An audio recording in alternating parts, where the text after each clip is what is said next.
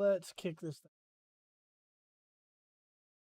In a weird turn of events, I just got a really serious news story this instant that I haven't had time to do any checkup on. So yeah. Okay. Let's check the audio real quick. Haven't had time to do any. All right, we're good. We're good. Check it over here. Okay, we're good there. What about on YouTube?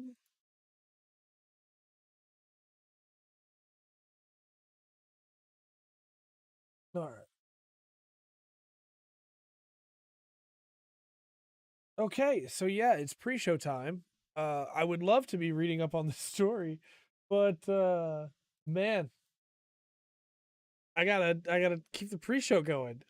I'm flying solo tonight. Rundgren is sick. Hopefully he'll be back soon. We do of course miss him when he's not here. But yeah, we got stuff. And normally this is when I would be sending out the notifications, Trey. Make sure that people know.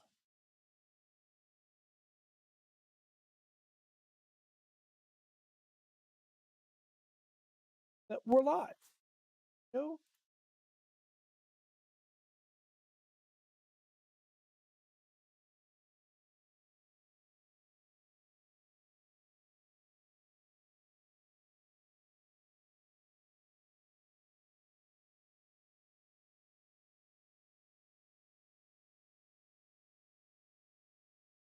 Oh, notification sent out. There. I mean it too when I say that I just got a piece of news that is incredible. Probably now be the new big news story for the week, but I've got to read over little bits and pieces of it as we go here. And we may wind up just reading it live for the most part. Cause yeah, I wish I'd seen this 20 minutes ago and had time to read up on it all. But yeah, we got a show tonight. We got stuff to talk about. We got things to do. All that fun stuff that we always do. So hopefully people are excited. Hopefully people are ready to rock, ready to roll, all that good stuff. This off screen. There we go. I can't say for sure how long the show's going to go tonight. We don't actually have a lot of news, even though the big piece of news just literally I found right as I was putting the stream live. We don't have a lot of news, but we're going to go for as long as we go, and we're going to cover what we got, Didn't really want to just not have a show, but I'm kind of glad it's not a big news week because it means that we can cover the big news with Rundgren once he's feeling better next week. So I might even save that big story for next week just so I have time to go over it and so that we can talk about it together. Just because, again, whenever he's not here, it's not as fun. Not as fun solo. But I almost started singing So Lonely, which is not ideal for copyright reasons. And also, I'm not lonely. I'm fine. I can talk to this camera for hours. I do it all the time with this microphone in front of me. I recorded the video earlier. Oh, please save me. No, we're gonna have a good time, chat. That's at the end of the day. That's the big thing. We're gonna have a good time. It's gonna be a show. For better or worse, for richer or poorer, it's gonna be a show. And we're gonna have a good time. That's what matters. That's the big thing. And we're not gonna have the lag that we had on yesterday's show, which is hopefully we don't have that lag. I'm probably gonna ramble a lot tonight because it's just I don't have any bounce off of. I did have someone that I was going to try and pull in for tonight that has been wanting to guest on the podcast for a while, and I had promised a spot on the podcast too if there was ever an opportunity to guest many months ago, but he unfortunately had to back out right at the last minute. So it is what it is. I get it. Got to do what you got to do, but it means that you're stuck with me, and hopefully that's okay. If not, well then I don't know what to tell you, but we will have pre-show time go a little bit longer. And then even if the chat is really slow tonight, as I expect it probably will be, we're still going to have a full show for the sake of the YouTube audience and for the sake of the Twitch audience that are going to watch the VOD later. So I will continue rolling, even if I'm alone tonight. I don't think I will be. I think there'll probably be at least a couple people in the chat, but you know, what can you do? It is what it is, man. Yeah. Just again, Rungren's not feeling good. Hopefully be back soon, but we're going to give it another minute or so, and then we were going to start off. Again, I apologize for being so rambly. That is just how it's going to be tonight, I'm sure. I had a couple different ideas for how to do this, and then remembered that there was that person that I could bring on, and then I was excited, and then they had to back out, and so now we're here. But all that said, maybe we can get Mr. Cavill on next time, and you know, can you imagine? Can you imagine if this week I was just like, yeah, so Rugger's not feeling good, so Henry Cavill's gonna step in, but we're gonna have a show regardless, you know? The pre-show will be over in just a minute, and then we'll get started with the full show. I didn't even need a pre-show topic. I've been rambling this whole time. Who needs pre-show topics? We've been good to go. We've been good to go. I need this green screen to be just slightly bigger. A little bit bigger. Cha-cha-cha. Yeah, you know, we're gonna have a good show. Let's kick this thing off. We're at time. Let's kick this thing off. I've got a lot of stuff to talk about, so let's kick this thing off. Hello and welcome to another exciting episode of the Full Spectrum Podcast. My name is Trey, and it's just me today. Rungren is not feeling well, but hopefully he'll be back soon. I'm supposed to be all like about it and gruff, I'm sure, but you know, we really do hope he has a speedy recovery, and we miss him when he's not here. But don't tell him I said that, because I'm supposed to be all rough and gruff. That's how people work, right? How guys are supposed to be, right? We're not supposed to care. Anyway, that's a whole different discussion. Let's move forward. Yeah, so it is just me tonight, which means that we're probably going to be a little bit more rambly. We don't have a lot of news to talk about, so I don't know how long the show's going to go, but we're going to cover some cool stuff. I got a big story that dropped right before, like literally 1 minute before I hit go live, that got sent to me, that is pretty big, and we may save it for next week so we can talk about it with Rungren. But for now, we're going to rock with what we got. I did have somebody that was supposed to fill in today that wanted to be on the podcast a while back, and I promised him a spot if a guest position ever came up. I had somebody else that I could have asked, but I'd already offered that person a guest spot on the podcast a while back. And so I was like, well, I'll offer it to him. And he was supposed to come on. And then he backed out right before it was time for podcast to start, basically, about like 10 minutes ago, maybe 15, which I get it. You know, people have stuff going on. But again, hopefully we'll have Mr. Cavill on next time. But I had to tell that joke for the actual podcast instead of just the pre-show. So let's get into weeks. Now, I'm going to ramble a lot here, but I've had a very busy week. I completed 3 games this week, and I'm on my way to number 4, and I was hoping to complete it before the end of the start of the podcast, but I did not succeed in that regard. So I got a lot to talk about weeks-wise, because I've been a busy little Trey. When do I not ramble? That's very true. I beat Pokemon Violet. Nope, that's not supposed to be there. And I really like it. It's really good. It has a lot of issues when it comes to technical performance, and most of it is completely ancillary, right? Most of it doesn't bother me at all. The bugs of characters' eyes awoogaing, that's funny to me. That didn't bother me at all.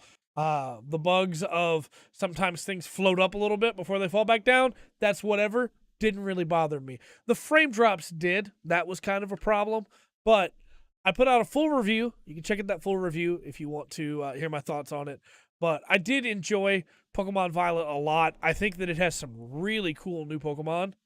which we're going to talk about Pokemon again later in a little bit. But it has some really cool new Pokemon that I really like. One of which has jumped up into my top 5 Pokemon of all time already, and that's my boy Cloth.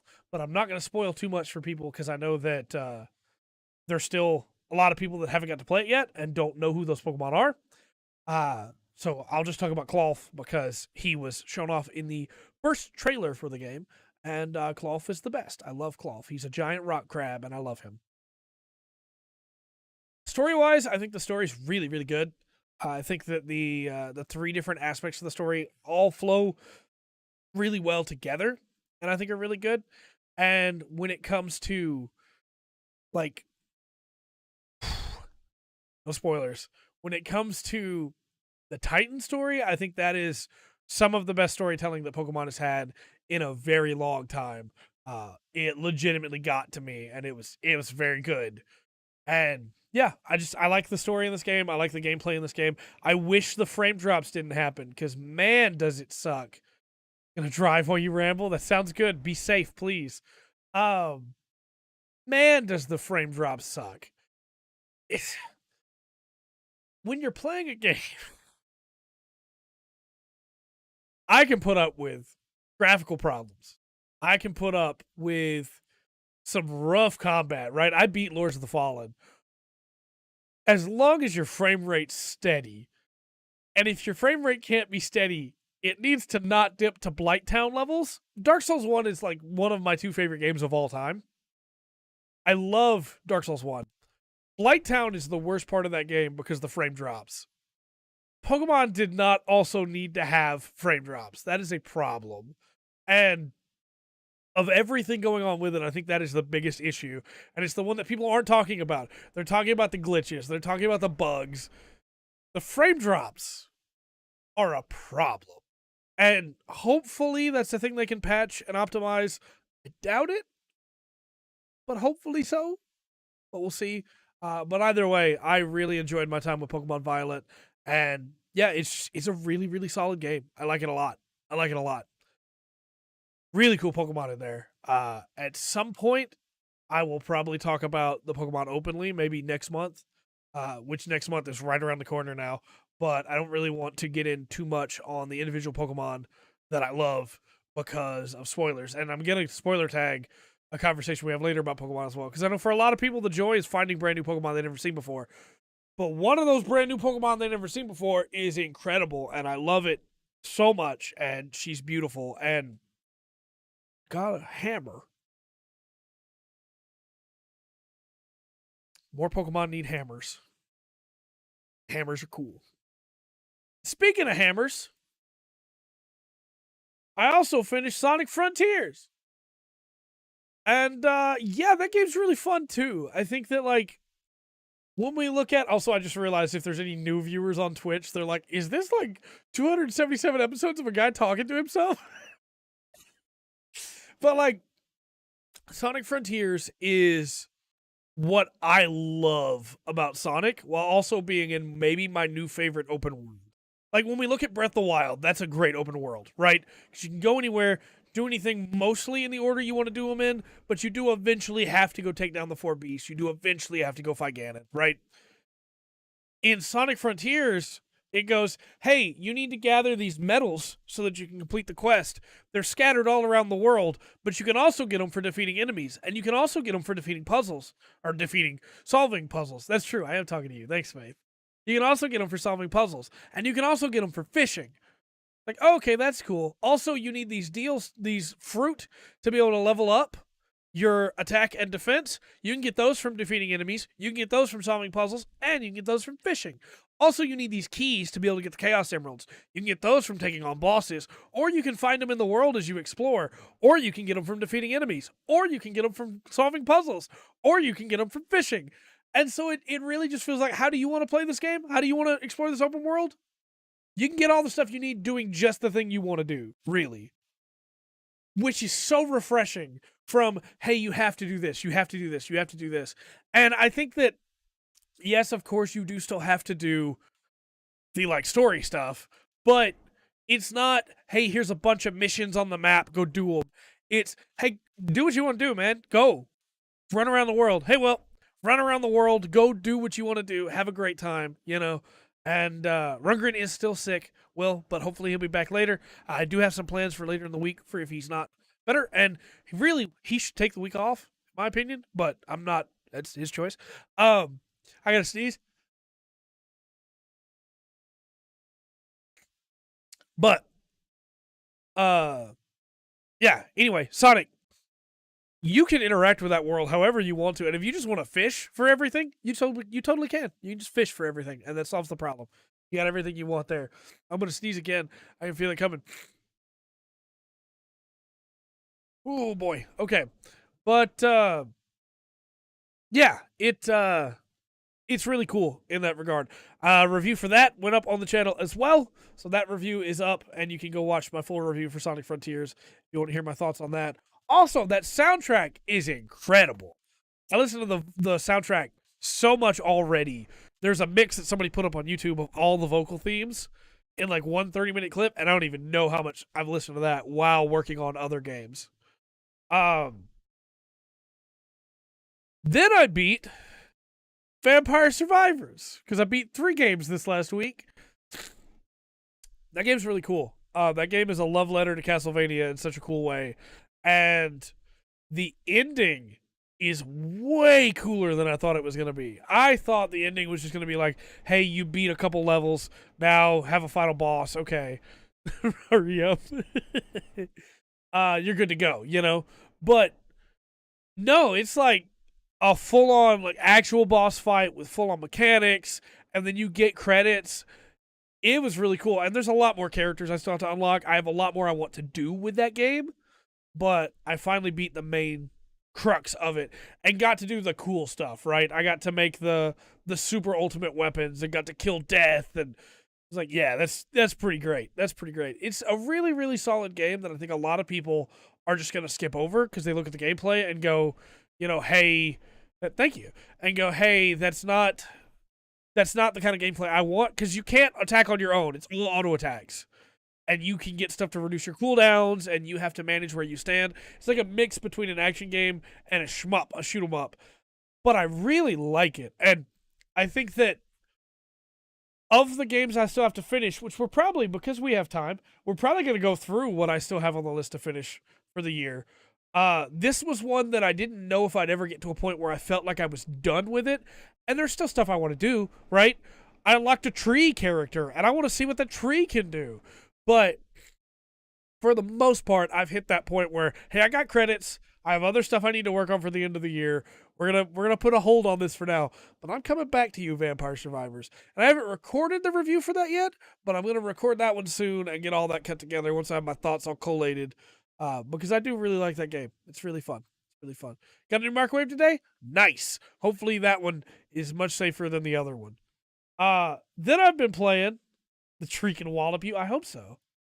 I've been playing Tunic, trying to beat that for review, and for end of the year.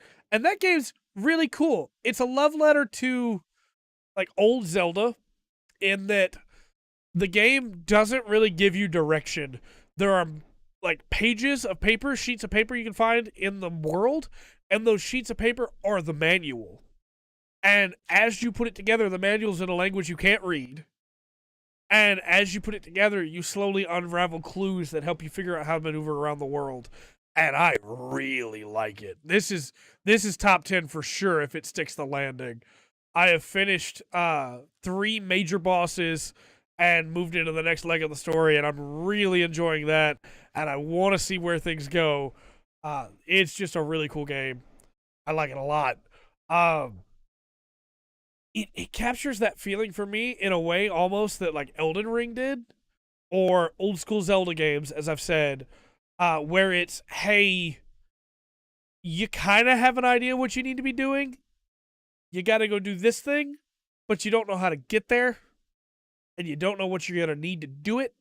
So you have to find the tools in the world by exploring and slowly building up your strength to be able to go and take it down. I did, however, absolutely cheese a boss.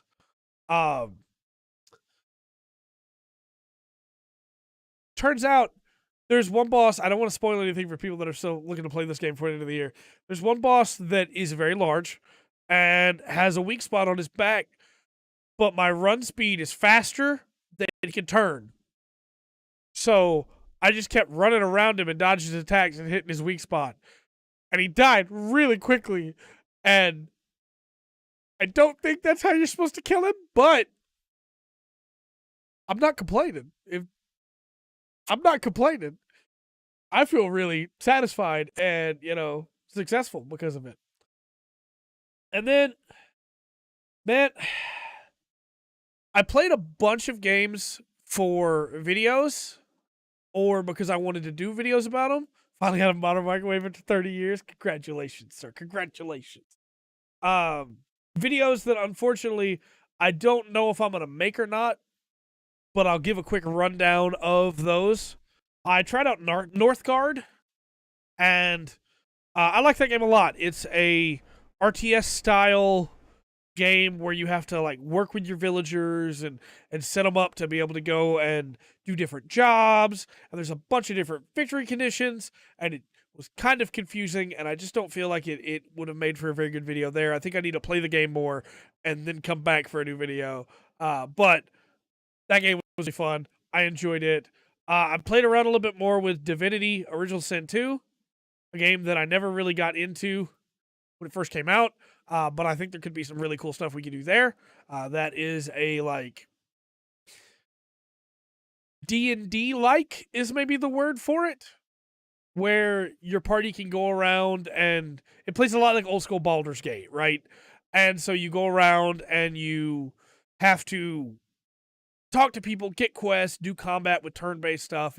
It's fun. I like it. But I'm not very good at it yet, so I want to get a little bit better at that before I try to make a video with it. Then that's mostly been my week. I played around with a couple mobile games, but I don't feel like I have much to talk about there. I am still reading Marshall Peak, working my way through that. Really like that story still. Yang Kai, still a great character. He has now reached the point where he is mid-level in the area that he's at, and so he can throw his weight around a little bit, but also he still needs to be a little bit careful, and that's pretty interesting still. I like that section of this game, or the story of the game, a lot. It's pretty good. So let's get into, while we're talking about games, right? Let's get into GOTYs.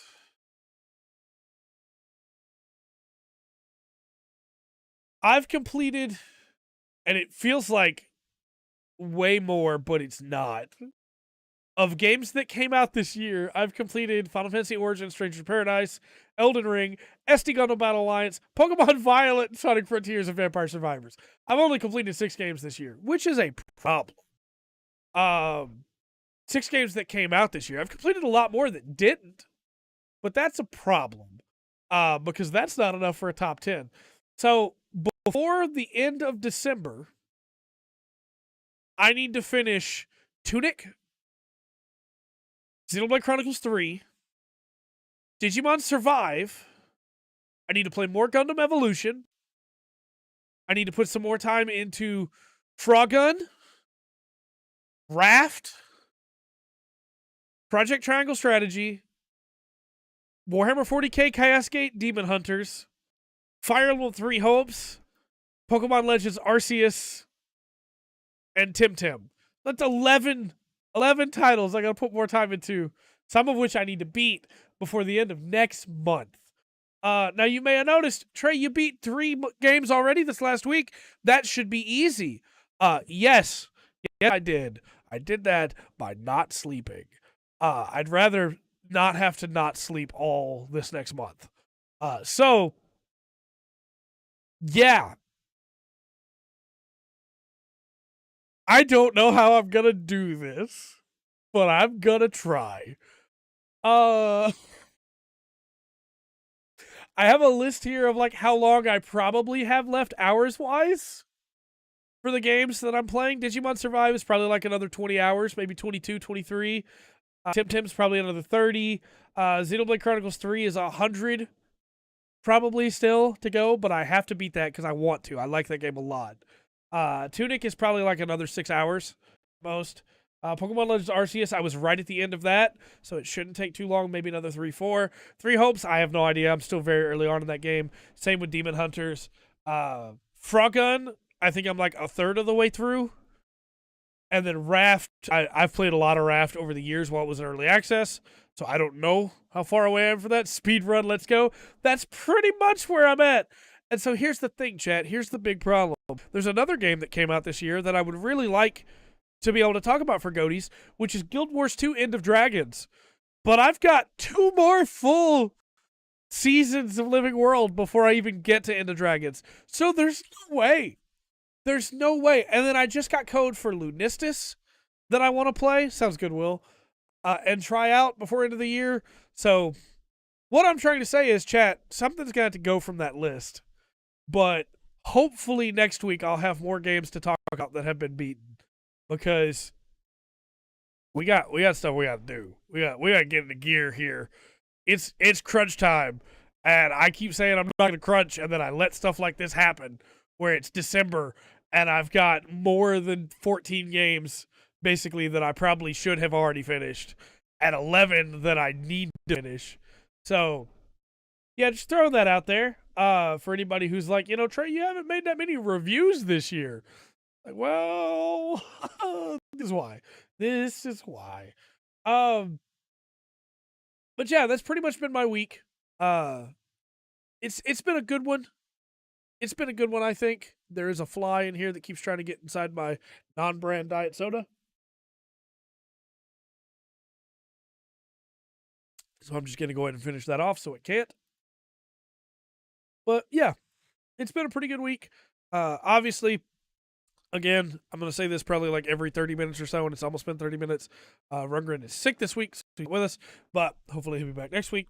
So if you're missing him and want to know what's going on with his week, you'll have to ask him next week what's going on with his week. But we will move into reviews, chat. And I know that some of you are gone and some of you are driving. So you may have to play this game later. But we have one game for review. And you know what, chat? No, I'm going to save this for next week. I'm going to save this for next week when Rundgren's back. I don't like doing reviews without Rundgren. We're going to save this.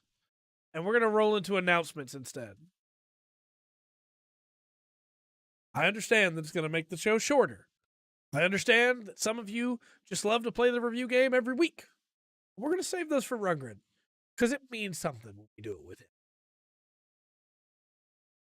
So, let's talk about the news or the announcements. And I only really have 2 big announcements for today. And all right, chat, here's what you need to understand. Neither of these announcements make me very happy. And I don't know that they're going to make you very happy either. But they might make both of us very happy after they come out.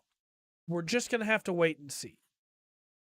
The first one is they announced a new Bambi movie because Disney has lost the rights to Bambi, just like they did to Winnie the Pooh.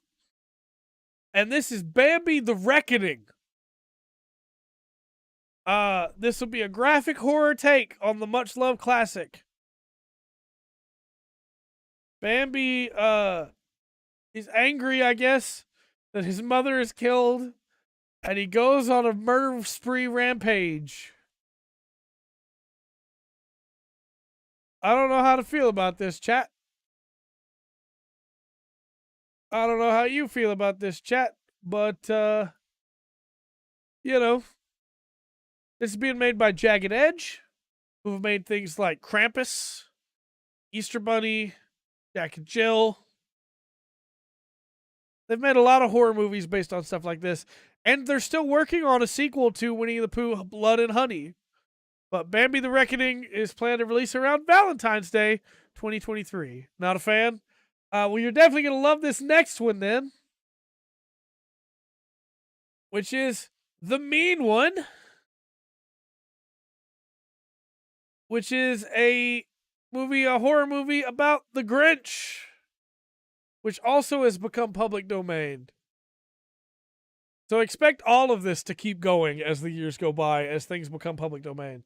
The Grinch lives atop his crooked mountain and looks down on a town of people that he absolutely despises. But this time he kills them. It's decades after the story of the original. The mean one follows Cindy, you know who, as she returns home 20 years after she first encountered the Grinch. When she recounts the night that the Grinch stole Christmas, it's very different than you remember, they say. So yeah. Instead of Cindy who, this is Cindy you know who. And it's basically just like, yeah, she's the Grinch is a murderer and a monster, and she wants to stop him. So, you know, you know. Also, like, very strangely, this movie is co-written by Flip Cobbler, who wrote The Lion King 2, Simba's Pride, and Pocahontas 2, Journey to a New World, which are so different from what this is that I don't understand.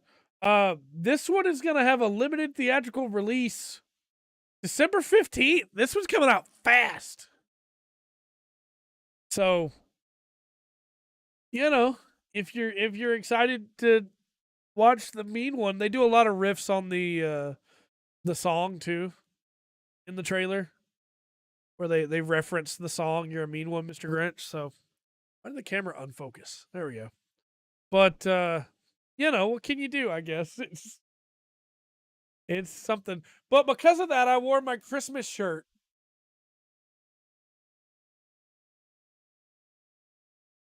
So I'm in the spirit for the mean one.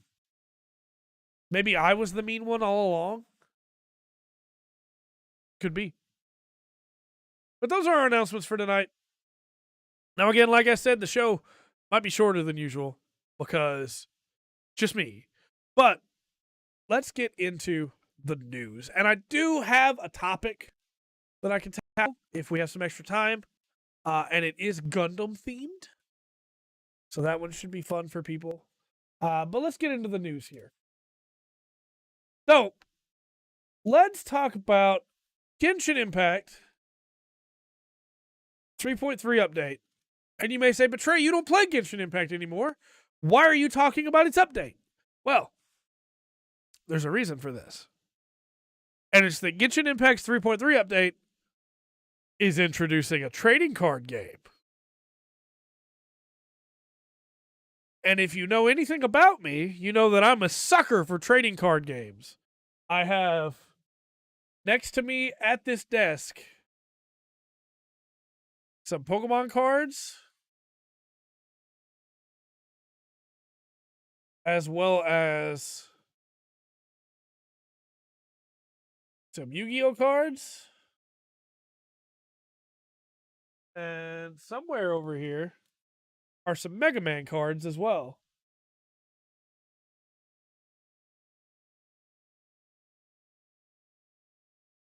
Okay, here's my Raid Raptor from Yu-Gi-Oh. So, I like a good TCG. And I'll re-download Genshin to play an in-game TCG. I can download Genshin and not spend money. I can do that. I can download Genshin Impact and not roll on gacha. I can just play the in-game TCG. You believe me, don't you, chat? I do though. I love a good TCG. Gwent is really fun to me. I liked Hearthstone back when it first came out. I'm a sucker for a good TCG. I play Warhammer 40k combat cards, even though I think the devs have monetized that game all to crud. Because I just like a good. Thank you, Faye. Thank you. I just like a good TCG, and this one has the Genshin characters on it, and they look cool. I'll play it. I played a little bit of Magic the Gathering Arena over the years. I just like trading card games, and I wish the Digimon trading card game would come over here, and I wish the Kamen Rider trading card game would come over here. But either way, haven't changed a heart card on your desk? Nice. Love Yu-Gi-Oh! I wish Yu-Gi-Oh! Didn't become all about pendulum decks and extra decks. But either way, yeah. I like trading cards. So, I'll play this. I wish somebody would make like a baseball trading card game because I never got into baseball cards. And I would play the crud out of a baseball trading card game. Like digital, That would be really cool. But I guess for that, they'd have to not just be collectible and actually have like a rule set or something. That's fair. In hindsight, yeah, that makes sense why it didn't happen. But it would be cool. Just throwing that out there. It would be cool. How about things that aren't cool? Let's talk about Smogon banning Pokemon. I don't know why I capitalized that B and didn't capitalize that P. So, for anybody who doesn't know what Smogon is like the big fan-made culture around Pokemon Showdown and Pokemon Online, right? They're the ones that when you're playing online Pokemon, you're probably playing in Smogon tournaments, right? You're playing by Smogon rules, and Smogon has the council that decides what Pokemon are allowed to be in what tier. And so the tiers are pretty interesting, where it breaks down like who's in what tier, But each tier, like depending on what moves Pokemon have, they're allowed to be in different tiers. And each tier has its own amount, I guess you could say, of like what is the strongest in that tier, what is the weak. Excuse me. And let me see if I can pull up the tiers here, and we'll break them down real quick. Because I find this stuff fascinating. So we have the tiers are older generations, which is where you can play with Pokemon that are only in the older generations. VGC, which is Pokemon that are VGC approved. Video game community. Video game championship, not community. Championship. Come on, Trey. Doubles for double matches. Little Cup for pre-evolved first form Pokemon. Never used, which is where you can just use Pokemon. Like the Pokemon that are never used are Pokemon that people never use, right? So you can go in there and you can get some really interesting matches, but they're also normally pretty weak. So it makes for some interesting games. Rarely used, exactly what it sounds like. Underused, which is where, hey, these Pokemon are really good and more people should be using them. And overused, which is where, hey, this is where most of the Pokemon are. They're used too much. They're really strong. And then Ubers, which is these are the best of the best, right? Well, the most of the banning that happens in OU, overused. Because overused has the most Pokemon in it, right? So what it comes down to is that with Scarlet and Violet, there's a lot of cool new Pokemon, right? But there are some that are way too strong. And so the Smogon Council has come together and banned them. And I know most people don't care about this at all because you can still play the games and play with these Pokemon. You can still play with custom matches against other people and play with these Pokemon. It's whatever, right? But I find the reason why these Pokemon are banned super fascinating. So what we have here is that Fluttermane, which is the new Scarlet version of Mischievous, is banned because it's Fairy Ghost, very rare typing, and has, welcome back, Will, and has some really cool utility with an energy booster that just makes it way too strong. Because it's Fairy Ghost, most of the things that are normally used against Ghost won't stop it. Things normally used against Fairy won't stop it. And it winds up being really, really strong, so they've banned it. Yes, thank you. I should bring up, thank you. I completely forgot. I really appreciate you reminding me there. There will be spoilers here for Pokemon that are in the, let's put up Spoiler Boo, for Pokemon that are in Scarlet and Violet. If you don't want to hear any of those, I'm sorry for that first one. Skip to the next section, grab your little mouse cursor and roll it until you no longer see Spoiler Boo. Thank you, Faith. I completely forgot about that because I was excited to talk about these bands. The next one is Roaring Moon, which is a new version of Salamence for Scarlet. That is really, really strong. The big thing is that it has its Terra type is flying, and it can learn acrobatics, which means that if you terrestrialize it and use acrobatics with its energy booster boosted attack and stab, it is incredibly strong. And so it got banned immediately. I appreciate it very much because I did forget to bring it up. Palafin has been banned because Palafin has a hero form that is really, really strong and gives it like an incredible offensive boost. And it also gets its own special move called Jet Punch. And with that together, it's like, yeah, no, this thing's too good. This thing's too good. And then the big one, this is the one I find really funny. Houndstone has been banned. Not because his stats are really good, but just because he's got a move that only he can learn called Last Respects. And Last Respects is 50 base power, so not bad at all, right? A lot of your best moves are 100, 120, 70, things like that. But for every Pokemon that's been knocked out on your team, it gains 50 base power, which means if he's the last Pokemon on your team, it's 300 base power, which is stronger than anything else in the game, and 100% is going to KO something. You can't allow that in the competitive scene. That completely breaks it. Everybody's going to have one of these in their back pocket. And so, yeah, no, they had to ban that immediately. There was no question there. It had to go.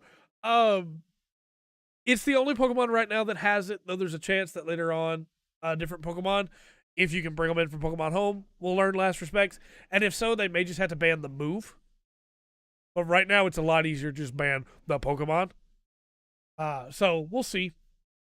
But I just found those pretty interesting myself and wanted to bring them up. And also that most of them are just from Scarlet, right? There's one Violet exclusive Pokemon known as Iron Bundle that had to be banned because it's just too good. It basically stab on both Freeze Dry and Hydro Pump with its speed is far too strong. And so, yeah, no, it had to go. But I just find it really interesting, the discussion of like what is allowed and what isn't allowed in these official tournaments and what can you use, what can't you use. They don't always hit the mark, right? Like there are some Pokemon that probably should be banned from OU that aren't, and some Pokemon that have been from OU that probably shouldn't. And you can still use those Pokemon in other matches, of course. Some of them are allowed in Ubers, but they've just been banned from OU. So, again, I know most people probably don't care about what's been banned in Pokemon online tournaments from Smogon, but again, I find it really fascinating. So, next bit of news we have here. 13 Sentinels Aegis Rim, a game that I love, has sold over 800,000, 800,000, a lot more than 800, copies worldwide. Let's bring down spoiler boo there. Which is great. That's awesome. I love this game. 13 Sentinels Aegis Rim is an incredible visual novel strategy game with a really cool story and a great soundtrack. And I love that it's doing well. Vanillaware really took a chance with this one, and I love that it's paying off. It's a cool game. It's a cool game for sure. Everybody who's like, man, the news is kind of like lackluster today. It's like, yeah, that's because the Game Awards are right around the corner, and everything's going to be announced there. So, yeah, no. Light news weeks, probably this week and next week. But next up, we have EA wants to patent stopping collusion in video games. So, first off, what is collusion in video games, right? This would be win trading. This would be, hey, I need to get this skin for my gun in Call of Duty. I want you to let me kill you 10 times so that I can get the skin, and then I'll let you kill me 10 times with a knife so that you can get what you need. We'll come meet up on this corner of the map, things like that. Now, the problem is they don't just want to put in systems to stop that. They specifically want to patent detecting collusion in online games, which proposes a system to detect whether players of opposing teams are teaming up. The patent will ensure no players from rival groups end up collaborating together to gain any overwhelming advantages over the games. Which sounds fine, but they want to patent it, which is not fine. For anybody who doesn't remember, Namco Bandai had a... It's weird to say that instead of Bandai Namco. Had a patent out on loading screen minigames from the PS2 for the Dragon Ball Z Tenkaichi games, Budokai Tenkaichi, which means that since that, up until very recently, you weren't allowed to put a loading screen game in, like a mini game for people to play during a loading screen because they had the patent. And that's where, like, if EA just made a system to detect collusion and try to stop people from colluding, that'd be great. Other people could copy it, and then we wouldn't have as much collusion. So the matches would just go smoothly. You may say, what's the problem with collusion? If people are just having fun on their own, well, they're not. They're doing it in public lobbies where other people are kind of depending on them to help them push objectives, and they're not because they're win trading. But they're not just creating a system, they're patenting it, which means nobody else will be able to use it afterwards. It's just going to be theirs. They say they're publishing a patent that proposes a system to punish players that collaborate with opposing teams to gain unfair advantages. The proposed method will analyze the social and in-game relationships, players' histories, and players' in-game interactions using algorithms to conclude if any unfair collaboration is detected. So it will analyze the social and in-game relationships. What do you mean social and in-game? You mean you're trying to put in a system that reads people's DMs? Because if it's just in-game, that's one thing. But it seems like you're trying to make a thing that analyzes out of game too, because why did you have to specialize in-game relationships? And then their histories. Have they played with these people before? Well, what if you're just playing with your friends?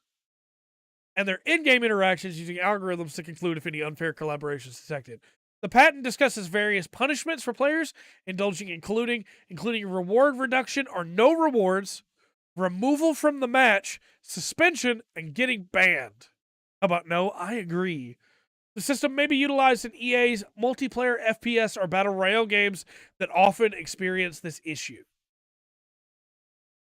Now, the patent defines colluding, this is very important how they define it, as two or more players, teams, groups, or other entities that are intended to be opponents or to otherwise oppose one another, collaborate, cooperate, act in concert, or the like, to contribute to a common cause, usually with the intention of gaining an unfair advantage over other entities.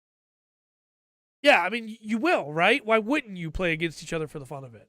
So, basically, if they're supposed to be against each other, but they're working together for any reason, that can be considered collusion. Now, my question is, what about when you're playing a game and you decide to have a dance party with somebody on the enemy team instead of attacking them? Is that going to be counted as this because you're not working against them? It's contributing to a common cause of dancing, you know? We see this happen all the time in games where people run up on top of each other and instead of shooting, they emote at each other, you know? Specifically, they give a little chart here of how this will work. Player 1, Player 2, Player 3, Player in. And game client pinging to the system, which pings to the collusion system before it pings back to the matchmaking system to ping back to the player. So it'll just be an extra step to get back to people, to ping that and see if it's okay, which is going to work just like Denuvo, which is just going to make it worse. It's going to make it run worse. That's how it works. What if two teams ally to beat another team first? Absolutely. Is that going to be considered collusion? They don't say. And especially in like battle royales where you might team up with some random person you meet to kill somebody else and then turn on them, you know? It feels like this is a really weird choice, and it needs to be a lot more structured, and they're not telling me what that structure is. I'm sure they have that structure on the back end, but they're not telling us what that structure is. Then it says it may analyze social relationships and communications and or gameplay behavioral data to infer collusions in game.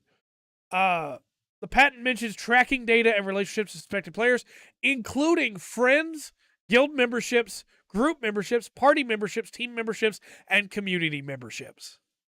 The social interactions that could be tracked include in-game chat, lobby chat, or other game platform or system chat, gaming platform or system-enabled direct messaging, friends list, guild, group, or community messaging, guild, group, or community membership. So absolutely, according to this patent, they want to read your DMs. Absolutely, according to this patent, they want to read your friends list and see who you're friends with. Are you friends with these people you're playing with? That might be collusion. Or it could just be we're friends. Well, we might just be friends. Why are you reading my DMs?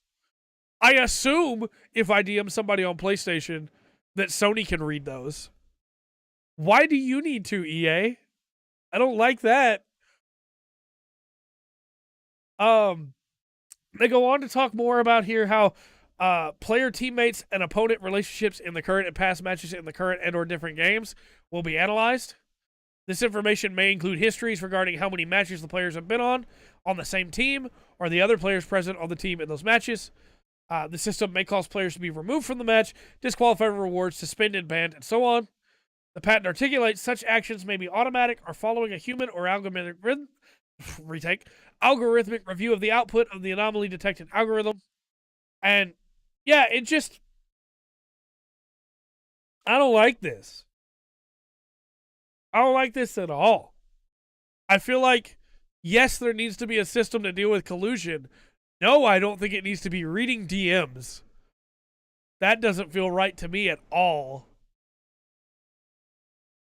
So yeah, you know, EA wants to stop collusion. They want to stop collusion by also stopping you from having any privacy when talking with your friends on their games.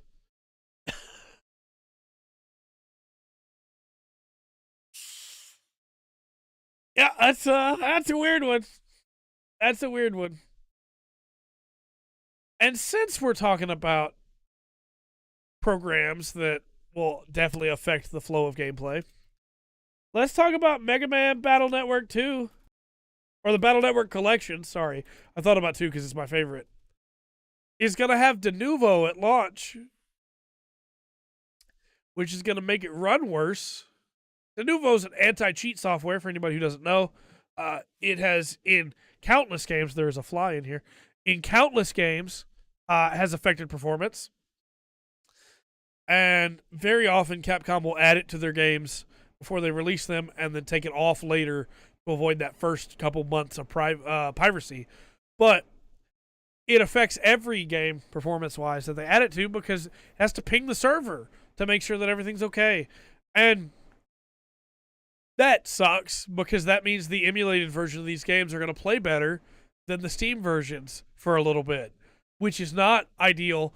And also from this, we find out that there's actually 2 different SKUs, and the Battle Network Collection is actually the Battle Network Collection Part 1 and the Battle Network Collection Part 2, which means you have to buy it twice to get the whole thing instead of just releasing it as one thing. Or I could just keep emulating them, I guess. And that sucks. I was really hoping to just have one pack. There's only 6 games. You know, when you do the Mega Man collection and they're split and you have like all the bonus stuff in there, sure. But there's only 6 games here. Why do they need to be 3 and 3? Why can't it just be one collection? Atari's got 50 games in its pack, man. Most games have a fly in them. I mean, that's also true. Just want to play with my friends, EA. Sus. Yeah. So, this is not great. And I was really excited for these collections. Now I might just keep playing them the way I was on my definitely legal Game Boy Advanced. But I have 2 last pieces of news for you here, chat, and these last 2 are probably going to take a little bit to talk about. Let's talk about Mystery Flesh Pit National Park Kickstarter. You heard that right. You heard that right. Mystery Flesh Pit National Park is a really cool series of updates that's on a website called Mystery Flesh Pit National Park, being made by Trevor Roberts. It's very, very cool, right? It is a thought experiment with a bunch of story, and he's put a lot of work into it of what if there was a mystery flesh pit that was found in Texas that was then turned into a national park instead of being treated as a weird thing. So instead of being treated as a thing that needed to be sealed up or like avoided, it was treated as this Lovecraftian horror was treated as just a national park, and everything was thought of normal. And so there's like an elevator you can ride to go down into it, and the stomach of this thing is turned into an amniotic thermal spring, and people can soak in it. And basically, it's a really cool thought experiment that is weird and horrible and horrifying and also incredibly cool all at the same time. And he's put a ton of work into it, basically by himself. And he has like a merch store where he sells merch for it, and he has a Patreon. But that's basically it, right? The site is not monetized. There's not a bunch of ads on the site. It's just, hey, come check this thing out. Fall down this rabbit hole, which I did, studying up for this to talk about it tonight. And it's really cool, right? He's got a documentary little thing that people can watch. There's a bunch of signage. There's a bunch of like pictures that he's made.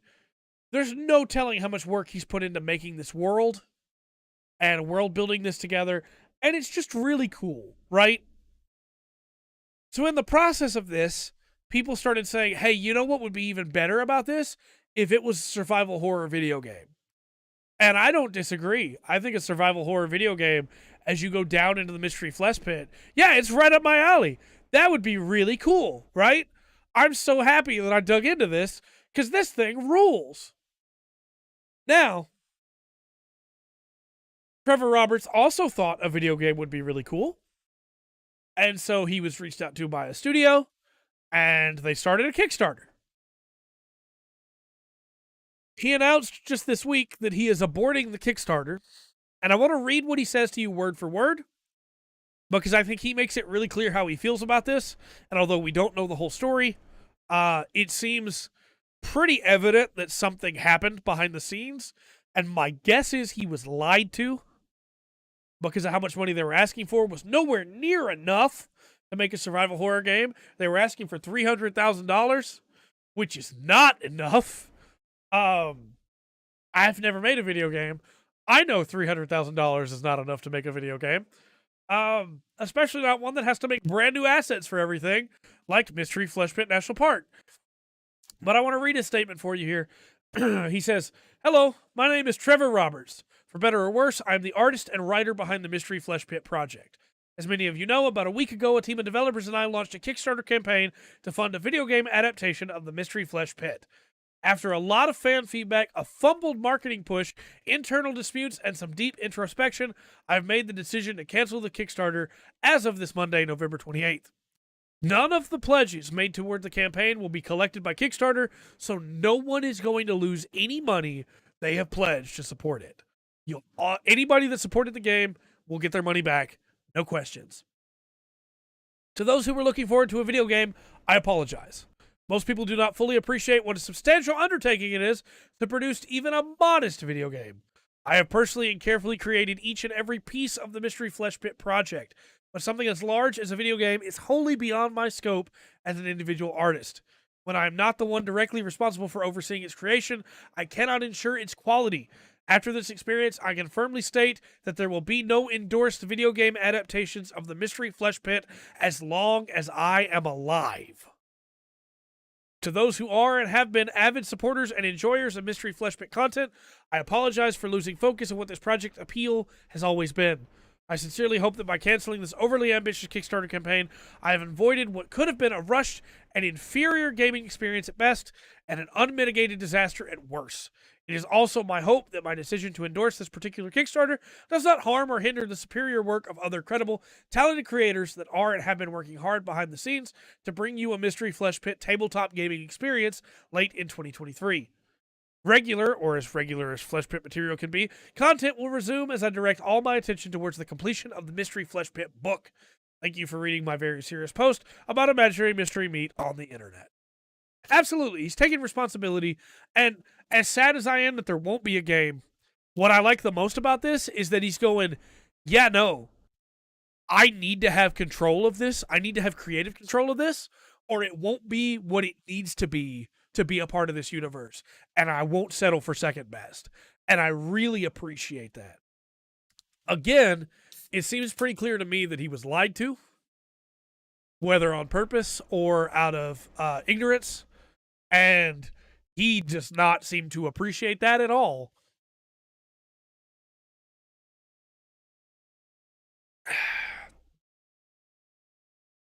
Been a lot of talking. But I respect the decision. Everybody's getting their money back, and he's going to just keep working on what he's already working on. And he specifically says, hey, don't let this get in the way of other good Kickstarters that are out there, which I really like.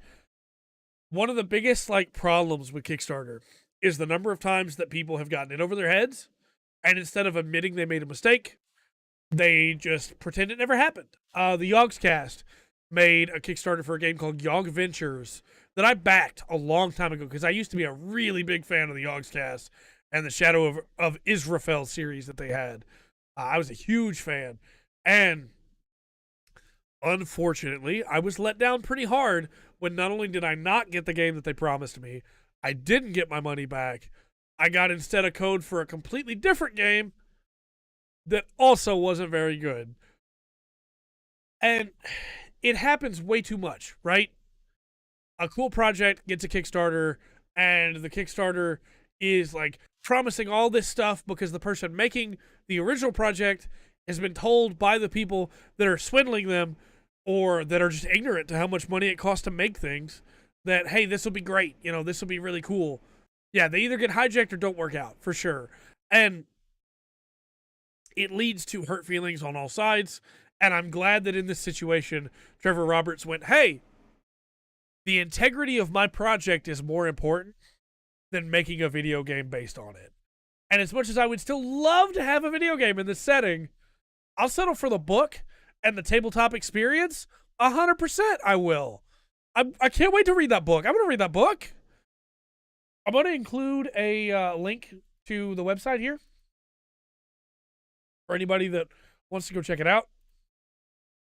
I know that it's a very niche thing, and not everybody's going to be interested in reading about Mystery Flesh Pit National Park, but there's some really cool resources on there. If you want to check it out, I think it's worth checking out for sure. At some point, I'm probably going to wind up picking up a Mystery Flesh Pit National Park t-shirt, just because, that's kind of cool, That's kind of cool, but there's some really cool stuff in there, and I have nothing but respect for the fact that he's just going, yeah, no, this was a mistake. We shouldn't have done it. I'm not going to do it again. Don't worry. As long as I live, this won't happen. I wish he wasn't quite so hard shell on that because, again, I think there could be a really cool video game here. But I'd rather see the project continue the way that the creator wants it to than to see it get hijacked and turned into something terrible or become a scam. So, finally, for the news. The Super Mario Bros. Movie is coming in April. And we also got a new trailer for it, which I've recorded a reaction to. Strike while the iron's hot, right? I still want to see Rugger's reaction to it, but recorded my reaction to it, and how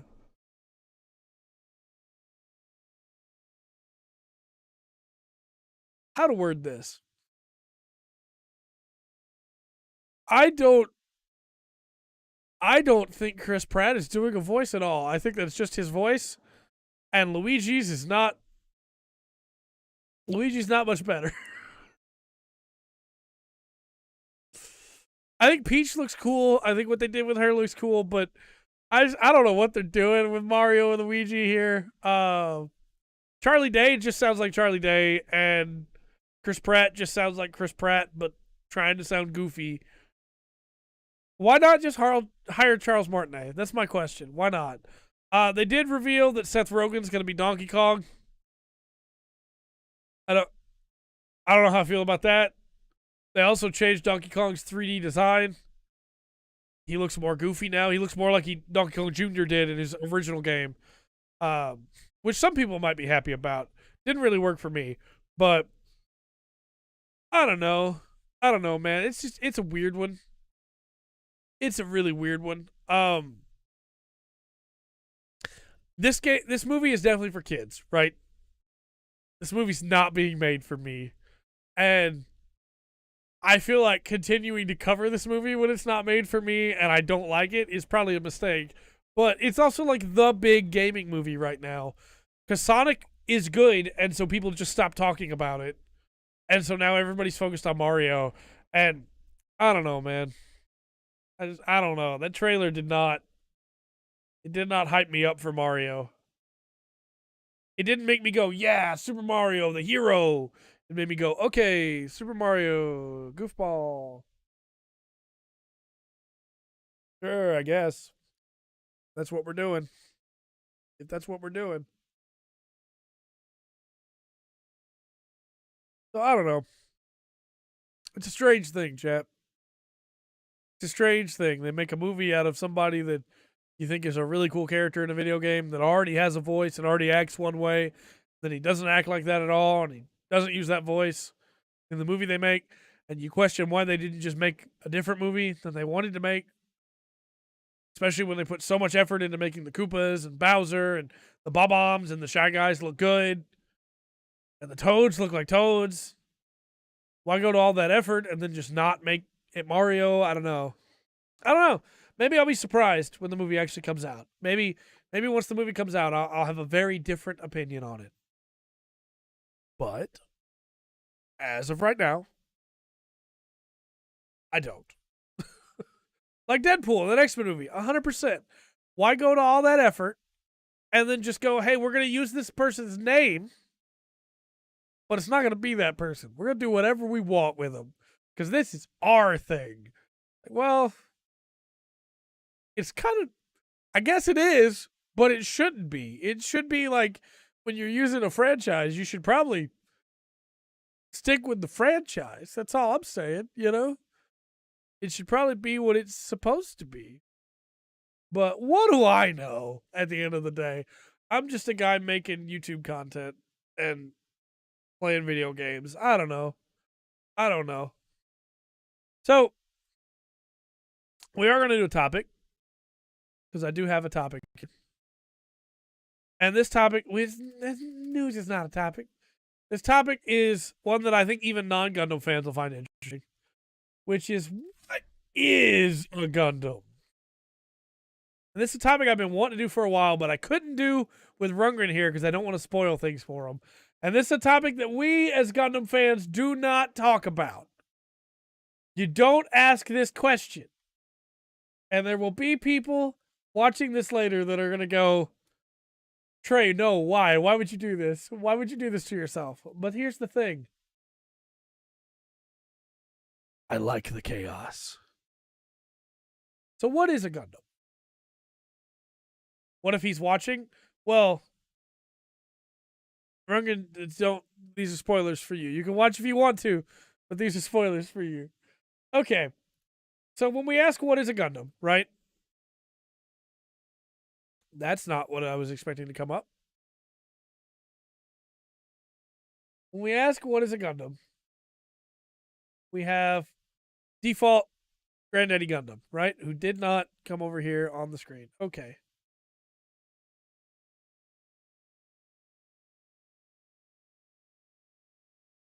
Here's what we're gonna do, chat. We're gonna mix things up for a minute here. We're gonna mix things up. You're gonna think I'm crazy, but we're gonna mix things up. We're gonna do this. We're gonna move me.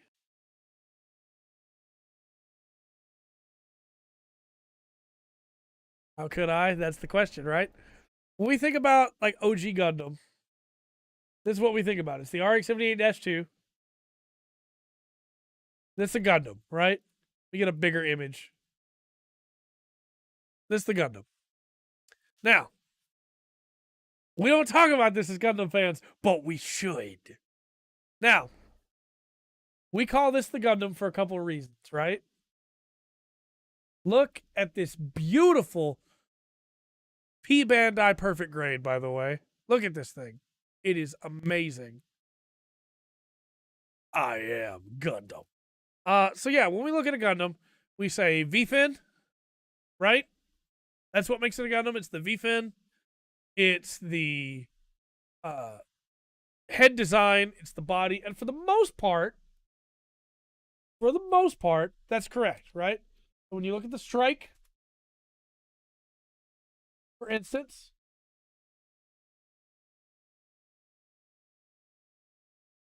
need to bring the display capture down a little bit.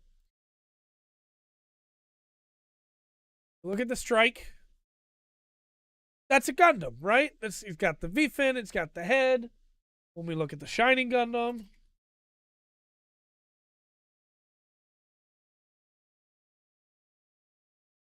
that's a Gundam. It's got the V-fin, it's got the head, you know?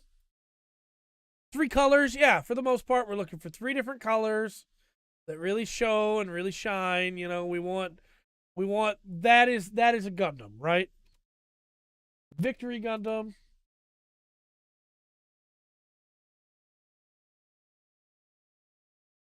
This one real quick. 3 different colors, you know. However, I propose to you that it is not the V-fin that makes the Gundam. And it's not even the 3 colors that makes the Gundam. That instead, we can have Gundams like this, and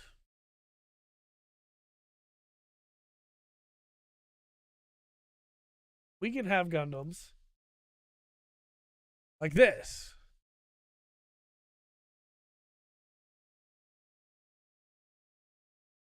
It has the V-fin, but it's not the V-fin that makes the Gundam. It's technically 3 different colors, but it's not the 3 different colors that makes the Gundam. Not mass produced, kind of. Yeah, we want Gundam needs to not be mass produced. If it's mass produced, it's not a Gundam. And we can have Gundams that look like this.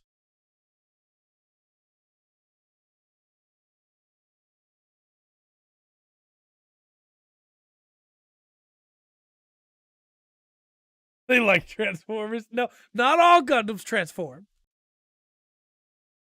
It doesn't have a V-fin, but it does still have the 3 colors, right? So what I propose to you, Optimus Prime is not a Gundam. What I propose to you is what makes a Gundam is not the V-fin. It's not even the 3 colors, because, unless you're the Hazel, because this is a Gundam.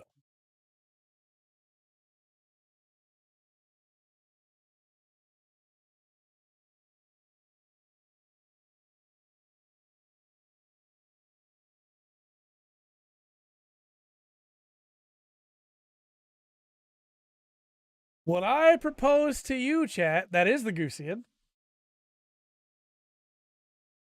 What I propose to you, chat, is the difference between what makes it a Gundam and what makes it not a Gundam is not visual at all.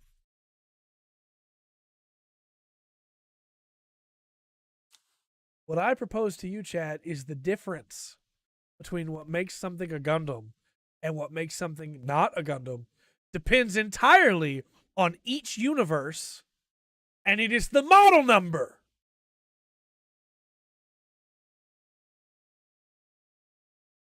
The Gusian is the ASW-G-11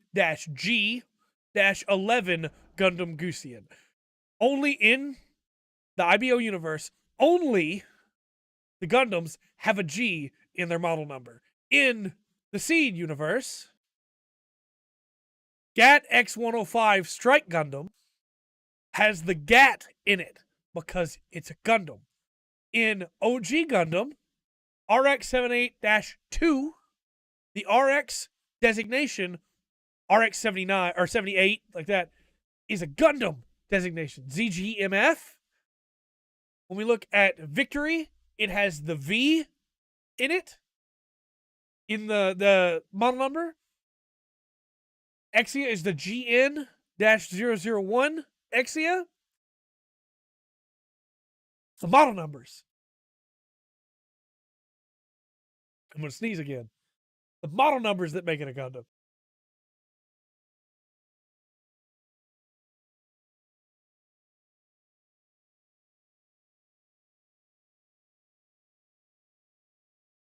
Throne is the GNW. Now, the problem is that by this ruling,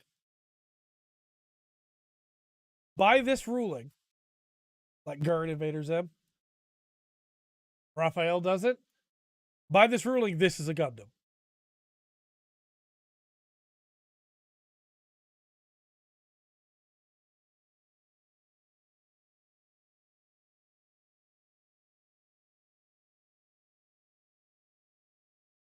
This is the flaw in my theory.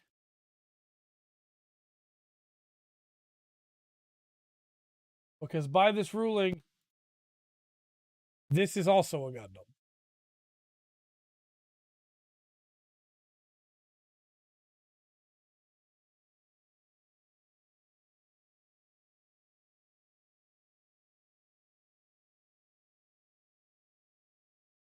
Trying to pull up the Raphael's model number right now. Ooh, it's the CB-002 Raphael Gundam. That does put a pretty big hole in my theory. That does pretty big hole in my theory.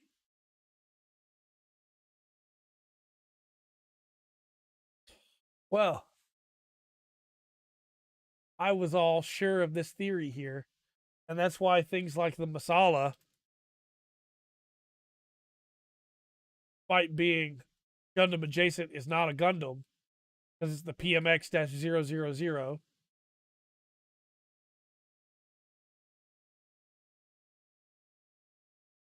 But it seems that you've bested me, Will. The Raphael is a Gundam, but does not follow that scheme. What is a Gundam more? What is a mobile suit? Glad you asked that question, Will. Because the second half of this is what is a mobile suit? And specifically, I'm going to show you a couple mobile suits here. And then we're going to compare them to a couple Gundams. And we're going to see that realistically, there's not that big a difference. So, we have the Strike, right? We got our old friend, the Strike. Well,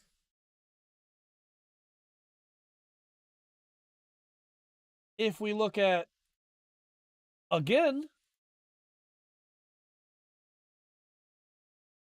say, well, that's clearly not a Gundam. It's got a mono eye, right? It's got, we got a little small black box that's leaking out down there. That's interesting. It's clearly not a Gundam. It's got a mono eye.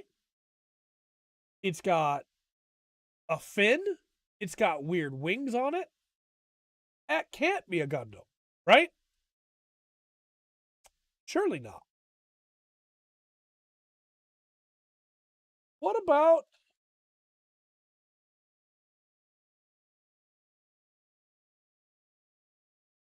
these?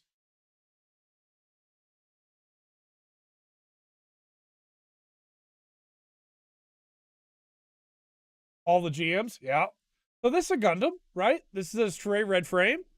That's a Gundam, for sure. Nobody would question that.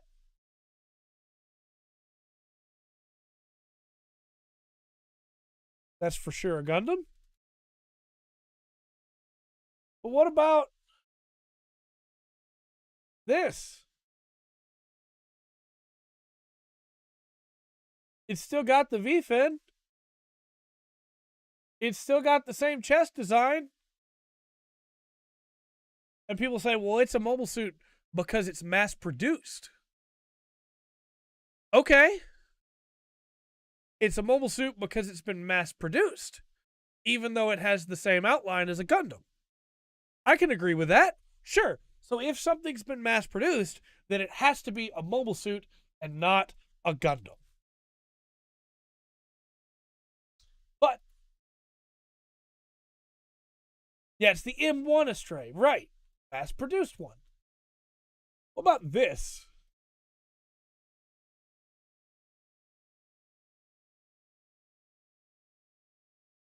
This wasn't mass produced.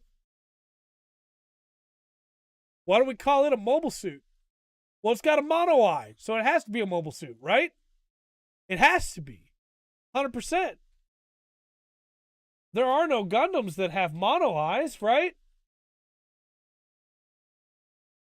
There's definitely not any Gundams that have... Oh no, there are.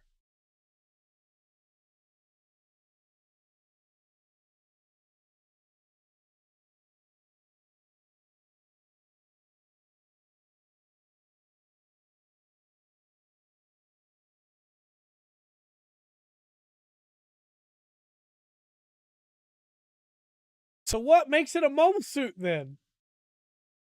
What's the difference? Well, it has to be a mobile suit if the bad guys make it, right? If it's made by the good guys, then it's a Gundam. If it's made by the bad guys, then it's a mobile suit, right?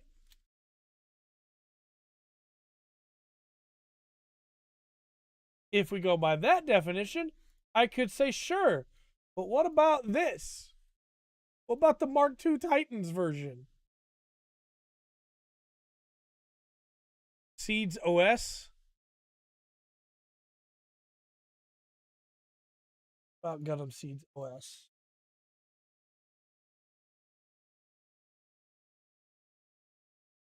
You mean the Gundam Unilateral Neuralink Dispersive Autonomic Maneuver?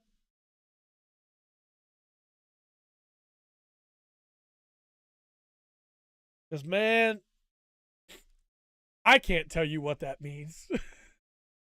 My point with this is the division, and why this whole discussion's come up again is because of the aerial.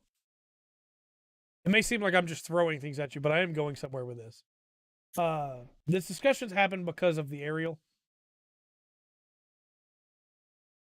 People saying that it's not a Gundam because it doesn't follow the rules of Gundam, but it does. But my point is, Gundam doesn't follow the rules of Gundam.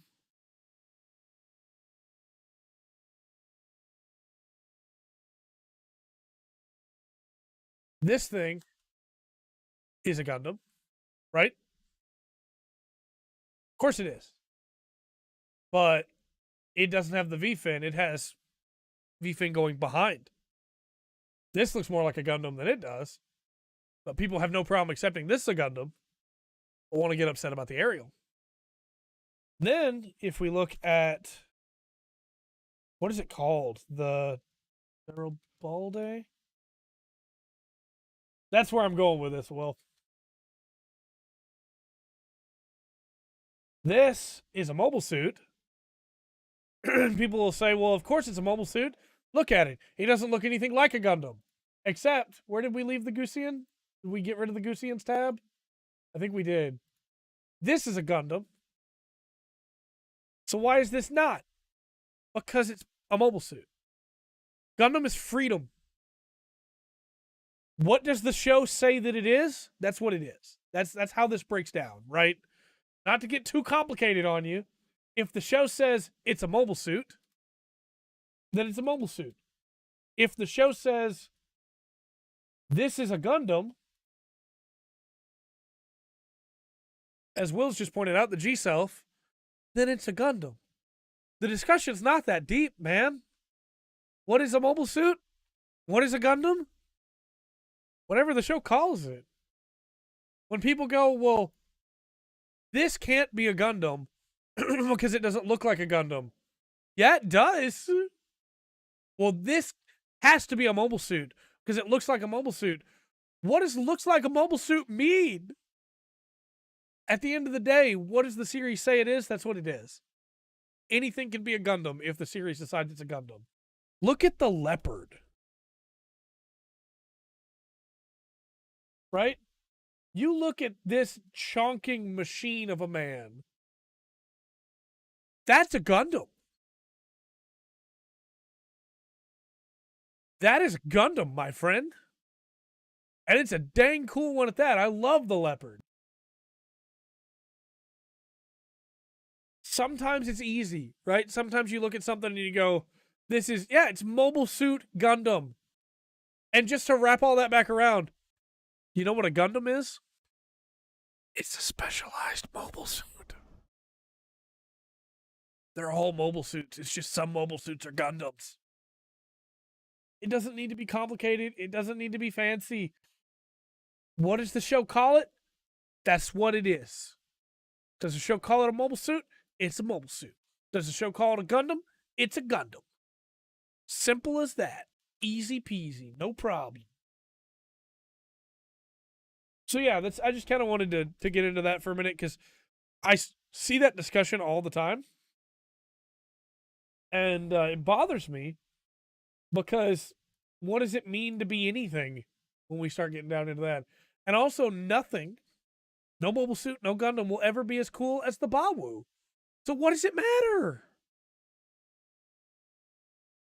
The Bawu's right there. Look at it. Look at the Bawu. This is peak performance right here. And again, as Will has pointed out, the real answer to what is a Gundam?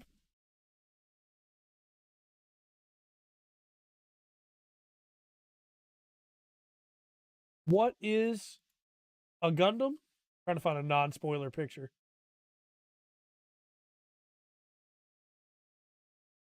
Hold on. Working on it. Is this guy. This guy's a Gundam. That's Gundam. I think I still have that on here. Let me double check.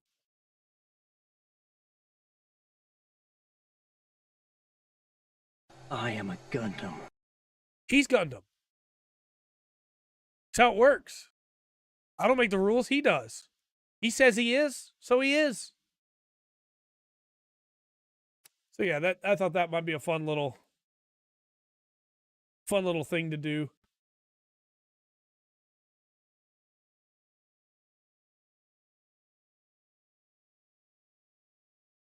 All right. Coming up on the channel this week. So we're not going to have a Runger's Corner tonight because he's not here. And I don't want to... I can't do that segment justice. We need him here to do it. Coming up on the channel this week, goes without saying, Runger's not going to be doing his stream tomorrow. Now you're watching twice. Oh, no. He's not going to be doing a stream tomorrow, so we're not going to have a stream tomorrow, but I'll make it up Thursday. If he's not back by Thursday, I have a game that I'm going to try out that I got code for called Lunistis. We'll do a stream checking that out, and it'll be almost like getting one of Rundgren's assignments because I'll be playing a game I've never played before and checking it out for the sake of the channel. And we'll try that out and see how that goes. I'm kind of interested in that game, so we'll see. And then Friday, of course, we'll be finishing up. Ooh, don't fall. Oh, it fell. Stuff fell. We'll be finishing up our heavy arms. So please look forward to that. And hopefully next week, Runger will be back with us. And we'll have a regular week there going through Immo Mondays. If not Immo Monday, I'll do some more Guild Wars, trying to finish that achievement that we were working on yesterday. That's it. I did get my hair cut. I didn't cut it myself, though. I'm nowhere near coordinated enough for that. My dad cut it for me. Thanks, Dad. So, you know. Got cool stuff coming up. Mario trailer reaction will go up tomorrow. And maybe tonight, depending on how long it takes to get it edited. And then I'll probably try and record a Vampire Survivors review either tomorrow or the day after. We got some podcast highlights still to go up, and I want to do a highlight for yesterday's nonsense. But we'll get some fun stuff going up here on the channel, and then I'm gonna keep trying to beat Tunic for a review, and we'll get the rest of this stuff beat, hopefully. But stick with us. I know we only made it about an hour and a half, and we normally go 2. So I apologize for that, but hopefully you enjoyed your time with us anyway. There's not really any more news to talk about. I could tackle another topic, but I don't have another one planned that doesn't eat into the topics that Rundgren and I were going to talk about. So I feel like it's probably better to just wrap it up here. But Game of the Year's coming up. Game Awards are coming up. A lot of cool stuff coming up on the channel, so please look forward to all that. And yeah, I'm excited. We got some really cool stuff coming. Stick with us, because I'm stoked. Until next time, though. Uh-oh, I see a hold on. I see a hold on. I will hold. I'm holding. I'm holding. I do kind of want to do top 10 Gundams at some point. Sneak a mobile suit in there just to mess with people.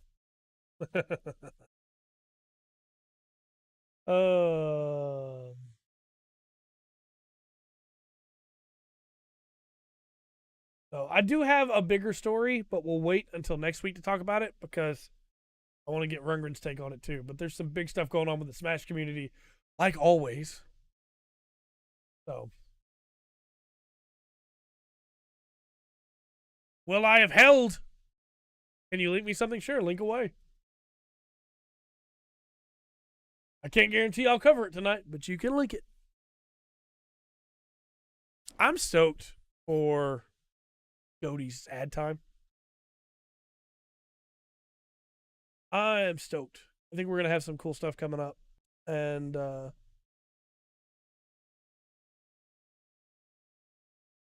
want to see what all gets announced in the next couple weeks. Next week's podcast will probably be fairly short as well, unless we just have a lot to talk about, because I don't expect there to be a lot of news, Welcome back, sir. Please go ahead and link it. Can't guarantee I'll cover it tonight, but go ahead and link it. I don't expect there to be a lot of announcements between now and Game Awards. I expect most stuff to wait for that. And then that'll be, and then we didn't do reviews because we saved reviews for next week. And there probably won't be that many reviews. We'll have the one that I was going to do this week, and then Warhammer 40k Dark Tide. And then it'll be nothing probably until Game Awards. Because, again, everybody's going to wait to drop their stuff until, hey, here's our new games that are coming out with our big world premiere trailers. So, that's just the way of it. That's this time of year. We have 4 more podcasts before the end of the year, which is crazy to think about. We're about to be in 2023. And there's a lot of stuff coming up. Towards the end of December, I want to do like a games we're looking forward to in 2023 and just cover the stuff that's been announced. 2023 is going to be stacked. A lot of stuff got pushed back. And if that stuff still comes out, it's going to be pretty crazy. I'll let you check that video out, Will. That seems pretty funny. The meaning behind the numbers. Kakarot makes some really, really good Gundam content. Also, just real quick, Will Crick, as we get into stuff here with the outro, real quick. There was a YouTuber who I will not name that put out a video about older anime and said that people should just watch the compilation movies for Mobile Suit Gundam.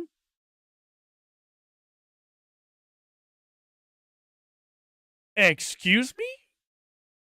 Why would you rob people of the extra plots? They completely miss out on stuff by doing that. Doan's not there at all. They miss out on some of the build-up for Ramba Raw.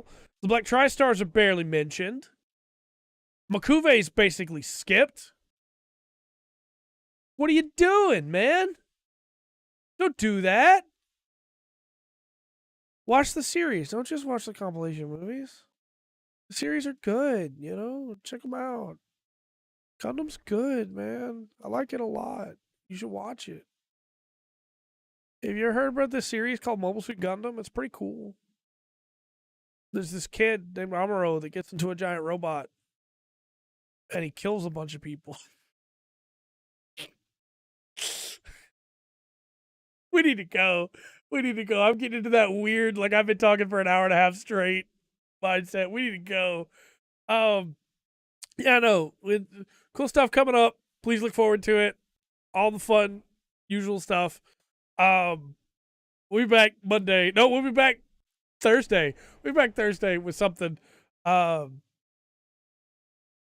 I get like this when I just talk straight for like an hour and a half. They're like, anytime you see the long videos, they're like 4-hour tier list videos. Like, I took multiple breaks through that so that I wouldn't be like this. This is what happens when I'm under these lights straight for an amount of time. But yeah, just wish me luck trying to beat video games before the end of the year. I did get asked by somebody real quick. I got asked like, hey, why don't you just stream yourself trying to beat these games? Because 3 reasons, right? Number 1, I don't think it's fair for people to come into a stream and not have like the VODs from before and not be able to go back and watch that and just like have to pick up a game partway through, especially if they never played the game before themselves. Number 2, most of the time when I'm playing games to beat them for review, I am laid back in the chair. I am zoned in. I'm not going to be paying attention to chat. I'm not going to be talking all the time. I'm not going to be fun and happy peppy. Number 3, sometimes I just want to like lay back, work on grinding in a game that I got to beat for review and watch some YouTube, man, or watch some Kamen Rider. We got plenty of streams in the week. We stream 5 times a week normally. We're just taking 1 day off this week because I have work and can't cover it. We're going to be okay. It's going to be fine. So, it's all good. Also, I don't want to die by just streaming 24 hours a day. So, we're going to go. We'll be back Thursday with something cool. And until next time, I've been Trey. This has been the Full Spectrum.